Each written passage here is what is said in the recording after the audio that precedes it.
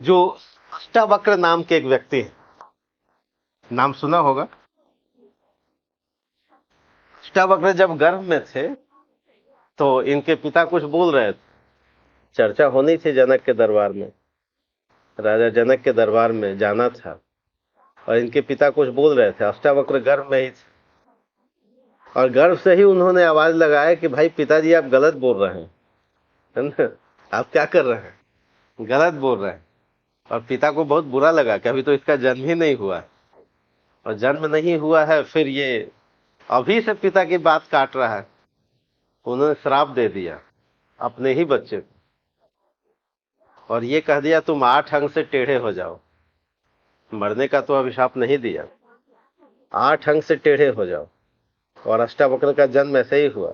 वक्र मतलब क्या होता है, टेढ़ा, अष्टा मतलब 8, 8 तरीके से अंग से क्या हुए, वो टेढ़े हुए। लेकिन हुए फिर इनके योगदान में किसी ने तो योगदान दिया होगा, यानी इनके निर्माण में। डॉक्टर राजेंद्र प्रसाद कोई ऐसे नहीं बन जाता, बन जाता। अगर कोई लड़का विक्षिप्त है, मनोरोगी है, तो इसका मतलब है कि शोध होना ही चाहिए। नहीं, अगर कोई डिस्ट्रॉयर है, लड़का कैसा है, समाज में बहुत सारे लोग हैं। इसलिए गांधी कहा करते थे कि नहीं, व्यक्ति दोषी नहीं होता, उसका हृदय अंततः ईश्वर निर्मित है, वो तो बेहतर होगा ही और उसमें सुधारा जा सकता है।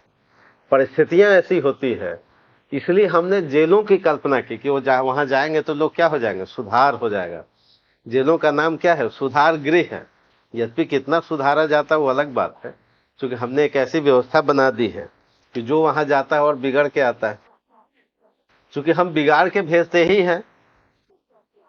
द्रौपदी मुर्मू ने कहा न्यायाधीशों के सम्मेलन में कि आखिर वे कौन लोग हैं जो इतने दिनों से जेलों में बंद हैं। वो जेलों में बंद गरीब हैं, लाचार हैं।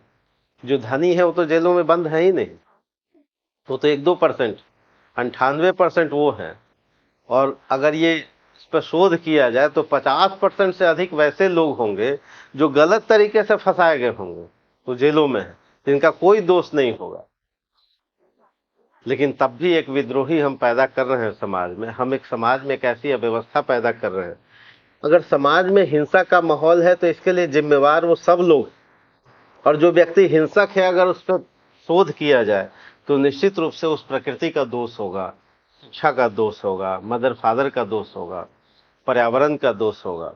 नहीं, कोई व्यक्ति, मान लिया कोई व्यक्ति जो है अपनी माँ के गहने लेके ही भाग जाए, और गहने लेके भाग जाए तो इसका मतलब क्या है कि कहीं ना कहीं उसके निर्माण में परिवेश का ही योगदान होगा। आखिर वो हिंसक कैसे हो गया, आखिर वो अपराधी कैसे हो गया, क्योंकि अपराधी जन्म से तो नहीं होगा कि होगा। या आप कह सकते हैं कि पिछले 10 वर्ष, 10 जो जन्म का उसका कर्मफल मिल रहा है।